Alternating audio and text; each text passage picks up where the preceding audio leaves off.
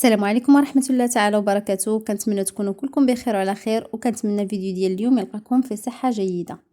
اليوم جيت نشارك معكم الطريقة كيفاش نصاوبوا الصندالة اللي سبق ليها وتقطعت لينا كما كتشوفوا على هذا الشكل. انا بالنسبه لي صاوبت هذه الفردة ونجحت لي الطريقه، وقلت علاش لا ما نشاركاش معكم.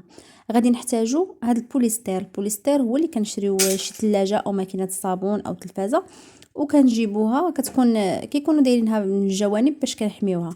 المهم كنحتاجوا هذاك البوليستير، وكنحتاجوا كذلك كره سبيسيال. بالنسبه لشي ناس غادي يقولوا كره سبيسيال كافيه انها تلصق لنا الصنداله. لا، ما كافياش، حيت كره سبيسيال ما غتشدش لك مزيان. تقدر تشد ولكن واحد شويه ودغيا غتقطع. بالنسبه ليا انا ضفت عليها هذا البوليستير لانه هو منين تقيسوا الكولا سبيسيال تيذوب وكيولي على شكل واحد الماده. هذيك الماده كتولي لاصقه. هو في امكانكم تديروه حتى مع الدوليو.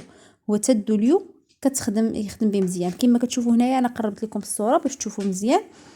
اون فوا تنحطوه وتنكبوا عليه ديك الكولا سبيسيال راه تيبقى يذوب، تيبدا يذوب وكيولي على واحد شكل واحد الماده اللي لاصقه. ديروا شي حاجه من اسفل الصنداله، ديروا ليغاز او شي حاجه باش ما تهبطش الكولا وتصدقوا ملصقين صباعكم ماشي الصنداله. كنتمنى انكم تشوفوا الفيديو حتى الاخر باش تشوفوا النتيجه اللي تحصلنا عليها.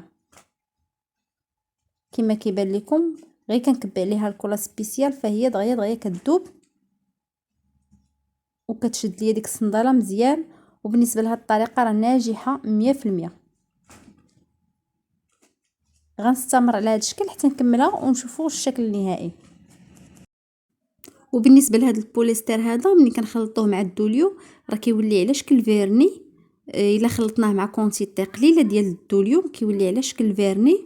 وفي امكانك تصبغوا بها البيبان ديال الحمام مثلا من الاسفل، البيبان اللي كيكون فيهم لوميديتي، يعني اللي كتوصل لهم مثلا الماء ولا يعني الماء فاش كيقيس الخشب وكيبقى يتفرس ديك الخشب. باش كنحميوه كنديروا ليه هاد البوليستر هذا اللي كندوبوه في الدوليو. ولا خلطتو بالنسبه الا خلطتو البوليستر مع كونتيتي صغيره ديال الدوليو فانتوما كتحصلوا عليه على شكل ماده، على شكل كولا، يعني كتكون كتلصق. كيستعملوها الناس كيلصقوا بها البانيوات ديال البلاستيك او بزاف ديال الحوايج، كراسه، عديد من الاشياء.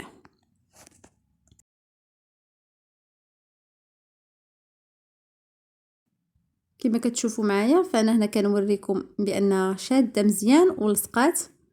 راه كنجرب يعني بقوه ماشي غير بشويه، وراه لصقات 100%. هنا غادي ندوز غير باش نبردها واحد شويه باش ما تبقاش ديك الكولا او البوليستر خارجه. وغادي ندوز باش غادي نصبغها. بالنسبه لي انا فضلت انني نصبغها، ولكم الاختيار نتوما كل واحد على حسب الصنداله اللي صايب او الصباط. غندوز هنا باش نصبغها بواحد الصباغه ديال الاظافر اللي تكون نيت من اللون الاسود. وما بقى لي هنا الا نقول لكم في امان الله وحفظه، والى فيديو اخر ان شاء الله. مع السلامه.